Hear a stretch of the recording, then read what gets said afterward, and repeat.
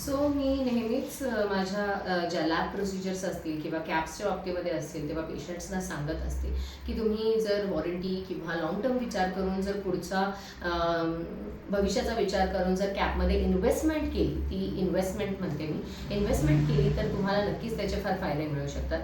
जसं की अंकिता आमच्याकडे एक पेशंट आहे आणि तिची एक जी कॅप होती ती अनफॉर्च्युनेटली ड्यू सम रिझन्स लॅबमध्ये तुम्ही जर बघू शकत असाल, थोडं पुढे येऊन बघ, तुम्ही जर बघू शकत असाल तर ही लॅबकडून एका पॉईंटला डॅमेज झाली होती.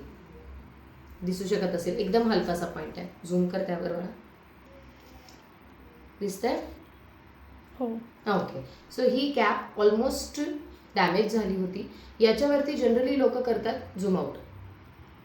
यावर जनरली लोक जे करतात ते म्हणजे पॅचवर्क करतात आणि पाठवून देतात.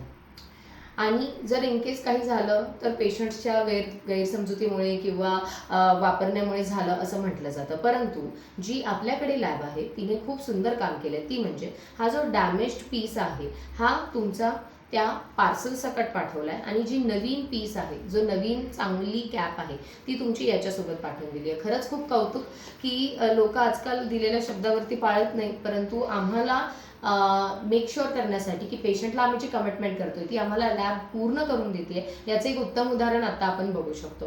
And thank you so much advance lab, जे की पेशंट्सचा आणि डॉक्टरांचा तुमच्यावरती विश्वास आहे तो नक्कीच तुम्ही अशा कृतीतून, छोट्या छोट्या कृतीतून दाखवून देता. त्याबद्दल खरंच खूप थँक्यू.